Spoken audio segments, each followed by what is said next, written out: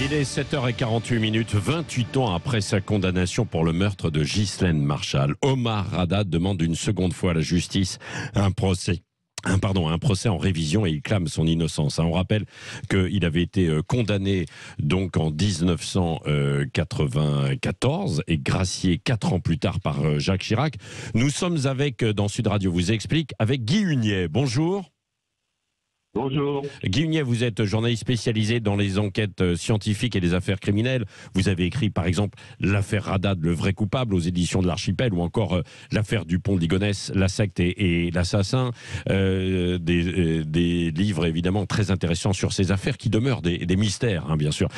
Justement, dans l'affaire Haddad, quels sont les mystères qui tournent encore autour des traces ADN et qui justifient la demande en révision? En réalité, c'est très étonnant que cette demande se fasse autour de l'ADN parce qu'elle a déjà été faite plusieurs fois et qu'elle a été retoquée à plusieurs reprises.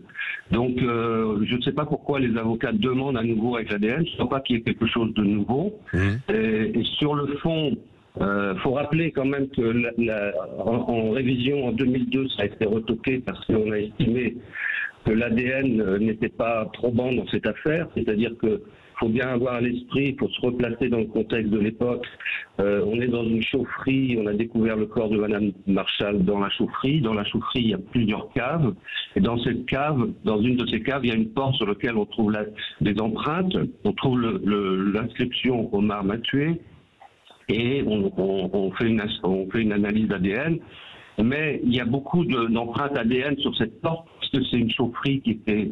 il y avait des travaux dans la chaufferie, et donc il y a des ouvriers qui sont passés par là. Il y a peut-être les empreintes de Madame Marchal, et il pouvait très bien y avoir les empreintes d'Omar Haddad, sans que ça fasse de lui ni un coupable, ni un innocent. Donc sur le fond de l'affaire, la demande ADN n'a pas de fondement, quoi. Oui.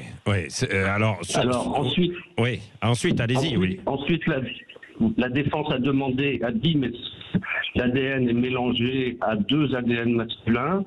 Ces 2 ADN masculins, ce sont ceux de 2 malfrats. On suppose que ce sont ceux de 2 malfrats. C'est eux qui ont assassiné Madame Marchal, etc. On a fait la comparaison avec les 2 malfrats et on n'a rien trouvé. C'est-à-dire que les 2 malfrats n'étaient pas dans le coup. Et là, revient une 3e version qui serait celle d'un ADN. Il faut savoir que quand on parle d'ADN, c'est des microparticules, c'est de la salive, c'est des choses très, très difficiles à analyser, d'autant que, comme je vous l'ai dit, il y a de nombreuses traces ADN sur cette porte, puisque il y avait des gens qui travaillaient dans la cave. Bon, donc difficile. Oui, difficile, bien sûr, d'y voir clair dans cette affaire, même s'il a été gracié et demande donc une seconde fois à la justice un procès en révision. Guy Hunier, vous qui avez mené l'enquête en parallèle, bien sûr, parce que vous êtes un journaliste spécialisé dans ces enquêtes scientifiques et les affaires criminelles, vous écrivez le vrai coupable. Est-ce que vous avez une conviction, vous ? Oui, j'ai une conviction personnelle, mais ça n'est pas mon rôle de la livrer ici. Moi, ce que je fais dans ce livre, il faut comprendre que cette affaire est polluée depuis le début par des positions idéologiques.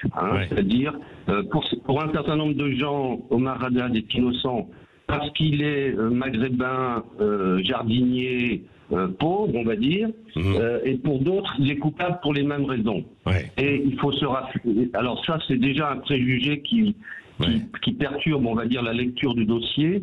Et là-dessus est venue se rajouter la fameuse phrase de Vergès qui dit qu'en fait, Haddad a été condamné parce qu'il est marocain, justement, et qu'il a fait la comparaison avec l'affaire Dreyfus.